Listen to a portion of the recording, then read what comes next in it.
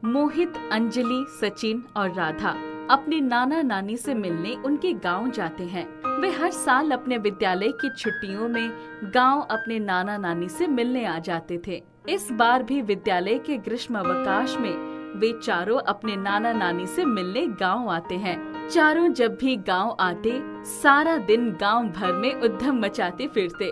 इस बार भी चारों उद्यम मचाते गांव के बाहर फैले जंगलों में चले जाते हैं। वे जंगल में रास्ता भटक जाते हैं और उससे बाहर नहीं निकल पाते।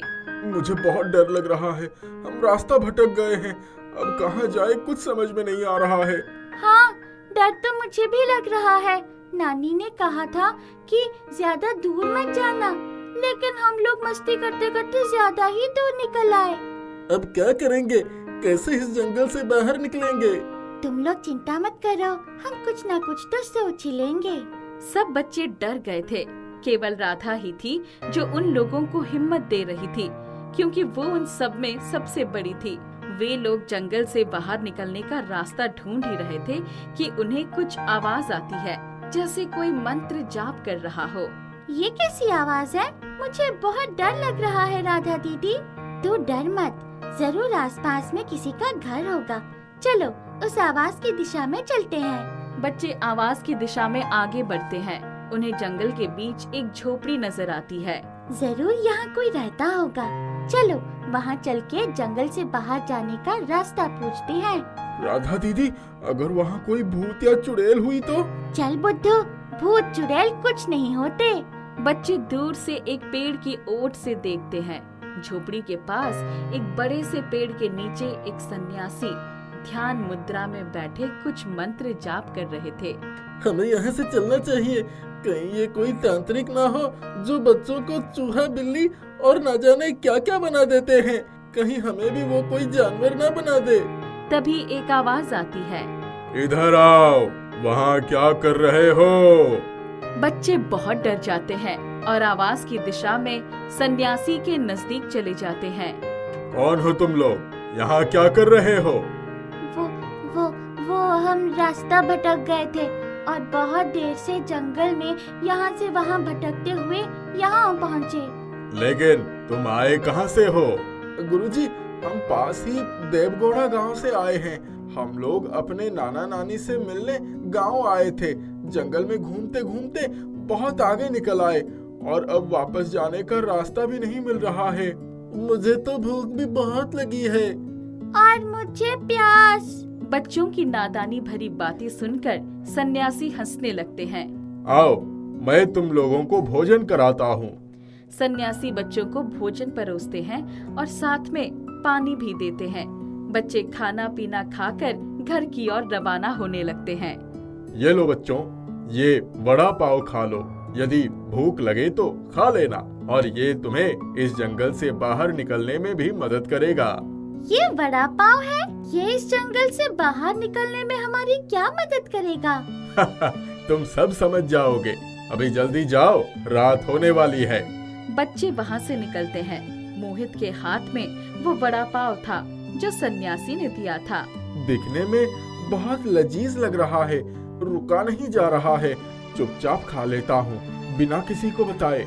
मोहित सबसे पीछे वड़ा पाव खाते खाते आगे बढ़ रहा था। जैसे ही वो वड़ा पाव का एक टुकड़ा मुंह में डालता, उसे आगे जाने का रास्ता दिखने लगता है, जो कि सीधा उनके घर की ओर जा रहा था।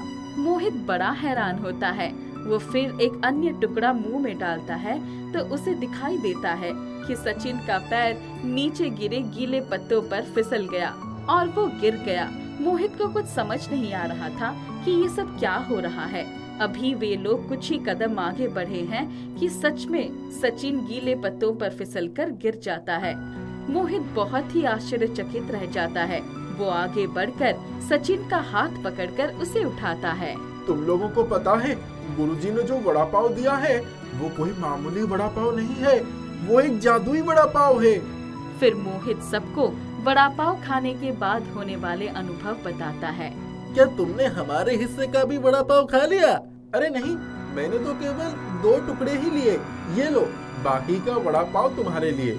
मोहित जैसे हाथ बढ़ाकर वड़ा पाव देने लगता है, उसके आश्चर्य का ठिकाना नहीं रहता, क्योंकि वो वड़ा पाव तो बिल्कुल साबुत था, जैसे किसी ने खाया ही ना हो। अरे ये क्या, ये वड़ा पाव तो पूरा ही है, जबकि मैंने तो इसके 2 टुकड़े खाए थे। तुम्हें याद नहीं, गुरुजी ने कहा था कि ये वड़ा पाव इस जंगल से बाहर निकलने में हमारी मदद करेगा। लगता है ये वड़ा पाव जादुई है। दीदी, जादुई वड़ा पाव जैसे भी कोई चीज होती है भला?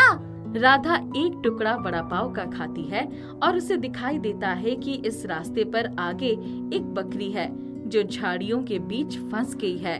सब लोग उस दिशा में आगे बढ़ते हैं तो वहाँ सच में एक बकरी झाड़ियों में फंसी होती है। बच्चे बकरी को झाड़ियों से निकालते हैं और वो उनके साथ साथ चलने लगती है। फिर सचिन उस वड़ा पाव का एक टुकड़ा खा लेता है तो उसे दिखाई देता है कि मोहित चलते चलते एक पेड़ से टकरा जाता है और उसके सर पर हल्की चोट आ जाती है। और ये क्या, ये तो सच हो गया। अब सब बच्चों को विश्वास हो गया था कि वो वड़ा पाव एक जादुई वड़ा पाव है। वड़ा पाव की सहायता से बच्चे घर पहुंच गए। वड़ा पाव अभी भी वैसा का वैसा ही था। घर पहुंचकर भी वो वड़ा पाव उनके पास रहता था। अरे बच्चों, ये क्या उठा लाए? नानी, ये वड़ा पाव है। वड़ा पाव? ये क्या चीज है? नानी, ये खाने की चीज है नानी, बहुत ही स्वादिष्ट, आप भी चक्कर देखिए। नानी जैसे ही वड़ा पाव चखती है, उन्हें दिखाई देता है कि नाना जी को कुत्ते ने काट लिया।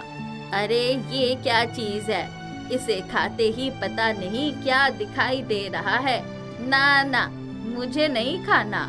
नानी, आपको पता है इस वड़ा पाव को खाकर जो भी दिखाई दे रहा है वो सच हो रहा है। हाय राम, ये क्या बोल रही है छोरी? ऐसे भी कभी होता है क्या? तभी नानी जी घर के अंदर आते हैं। अरे मर गया, कोई दवा तो ला दो। क्या हुआ जी?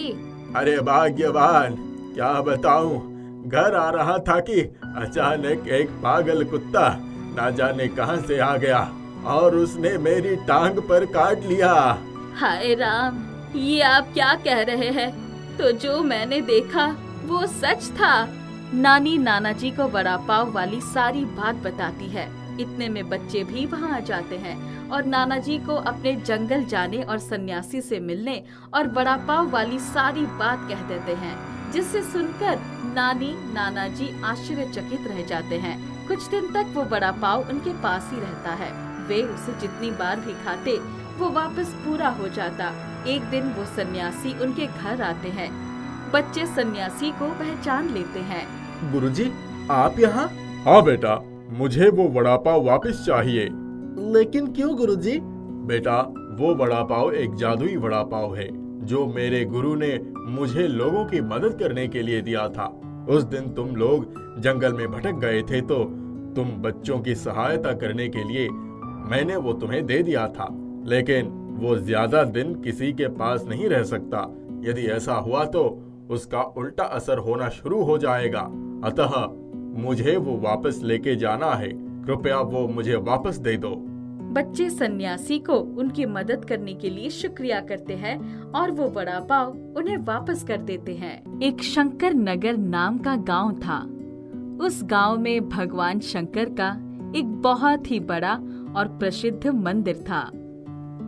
दूर दूर के गांव और शहर से लोग वहां भगवान शंकर के दर्शन के लिए आते थे और अपने लिए प्रार्थना करते थे। भगवान शंकर सबकी सुनते थे। वहां जाकर सबकी मनोकामना पूरी होती थी। इस मंदिर का एक पुजारी था। उसका नाम शिव नारायण था। शिव नारायण भगवान शिव का बहुत बड़ा भक्त था। शिव नारायण एक बहुत ही अच्छे व्यवहार का दयालु और लोगों के दुख दर्द में उनके साथ रहने वाला इंसान था।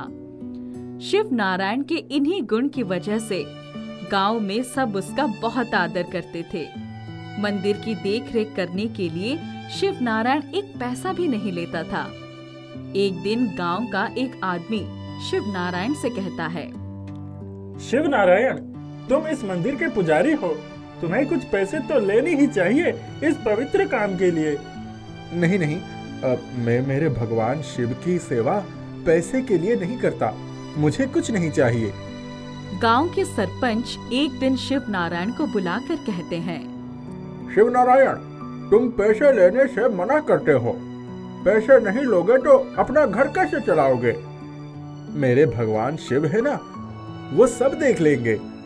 शिव नारायण के परिवार में 2 लोग थे, एक उसकी पत्नी और एक बेटा। उसके बेटे का नाम कार्तिक था। उसकी उम्र 20 साल थी। शिव नारायण पूरा दिन मंदिर की देखरेख करता था और उसका बेटा उनकी पुश्तैनी जमीन में खेतीबाड़ी करता था। बेटा, कैसा चल रहा है काम? कार्तिक अपने पिताजी की बहुत सम्मान करता था और हमेशा सर झुकाकर आशीर्वाद लेता था। पिताजी, आप सुबह जल्दी ही निकल गए थे, मैं आपका आशीर्वाद भी नहीं ले पाया। खुश रहो बेटा। शिव नारायण और उसका परिवार बहुत धनी नहीं था। खेती बाड़ी से होने वाली कमाई से उनका गुजारा हो जाता था। इतने काम में भी उनका परिवार बहुत संतुष्ट था, कभी किसी बात की शिकायत नहीं करता था। शिव नारायण के पड़ोस में रमेश नाम का एक व्यक्ति रहता था। वो कभी भी किसी चीज से संतुष्ट नहीं रहता था और शिव नारायण को इतना आदर मिलने से उसे बहुत जलन होती थी। वो कभी भी शिव नारायण से सीधे मुंह बात तक नहीं किया करता और सिर्फ उसकी बुराई किया करता था। रमेश का एक बेटा था, सुरेश। शिव नारायण का बेटा कार्तिक और रमेश का बेटा सुरेश बचपन के दोस्त थे। एक दिन जब कार्तिक खेत में काम कर रहा था, तभी अचानक उसे एक जहरीले सांप ने काट लिया। पूरे गांव में ये बात फैल गई। गांव के एक व्यक्ति ने शिव नारायण को ये बात बताई। अरे शिव नारायण, जल्दी घर चलो, तुम्हारे बेटे को सांप डस लिया है, उसकी हालत बहुत नाजुक है। ये सुनते ही शिव नारायण को बड़ा झटका लगता है। वो भागते हुए अपने घर पहुंचता है। क्या हुआ मेरे बेटे को? हटो सभी सामने से, मुझे देखने दो। घर आकर शिव नारायण देखता है पूरा गांव उसके घर पर जमा हो गया है। उसने देखा कि उसका बेटा बेहोश पड़ा है। बेटा, क्या हुआ तुझे? उठ, देख यहाँ कितने लोग तेरे बारे में पूछ रहे हैं। रुक, अभी वैद्य जी से दिखाता हूँ तुझे। कार्तिक को जल्दी से गांव के वैद्य जी के पास ले जाया गया, लेकिन वो कार्तिक को नहीं बचा सके और कार्तिक की मौत हो गई। जवान बेटे को खोने से शिव नारायण की तो जैसे दुनिया ही खत्म हो गई थी। शिव नारायण अपने बेटे की अकाल मौत से बहुत दुखी रहने लगा। उसे लगा कि वो पूरी जिंदगी भगवान शिव की पूजा करता रहा, लेकिन शिव ने उसे उसका बेटा छीन लिया। उसने कसम खाई, जब तक शिव मुझे मेरा बेटा वापस नहीं देते, तब तक मैं मंदिर में बैठकर अन्न जल का त्याग करूंगा। गांव के लोगों के लाख मनाने पर वो नहीं माना और वो अन्न जल का त्याग कर मंदिर में बैठ गया। वो 4 दिन तक वहां बैठा रहा। एक रात भगवान शिव उसकी तपस्या देखकर खुश होकर उसके सामने आए। शिव नारायण, मैं तुम्हारी भक्ति से बहुत ही प्रसन्न हुआ हूँ। मांगो, क्या मांगना चाहते हो?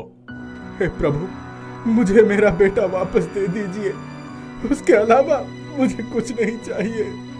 शिव नारायण, मैं तुम्हारा दर्द समझ सकता हूँ, लेकिन मैं ये नहीं कर सकता। अगर आज मैंने तुम्हें तुम्हारा बेटा वापस दे दिया तो कल से हर कोई अन्न जल का त्याग करके तपस्या में बैठ जाएगा और मुझसे यही मांगेगा कि उनके मरे हुए प्रियजन उन्हें वापस दे दूं। शिव नारायण भगवान शिव से जिद करने लगता है।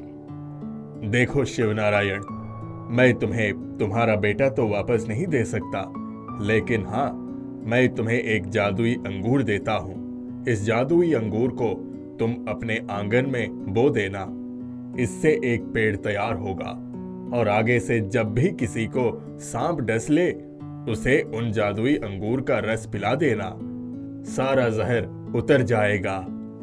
इतना कहकर भगवान शिव ने शिव नारायण को जादुई अंगूर दिया और चले गए।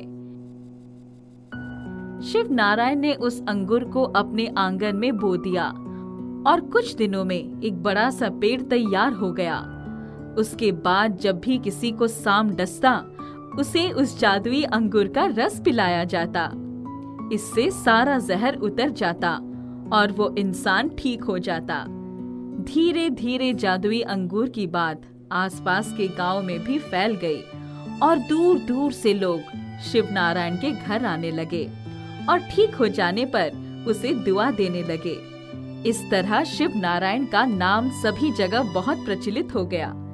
शिव नारायण की इतनी बढ़ती प्रतिष्ठा को देखकर रमेश को और भी जलन होने लगी और वो मन ही मन में शिव नारायण की बढ़ती प्रतिष्ठा को रोकने के लिए कुछ करने का सोचने लगा।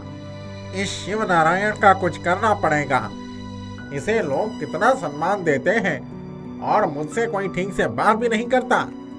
और इस तरह रमेश ने शिव नारायण को नीचा दिखाने के लिए कुछ करने की सोचने लगा।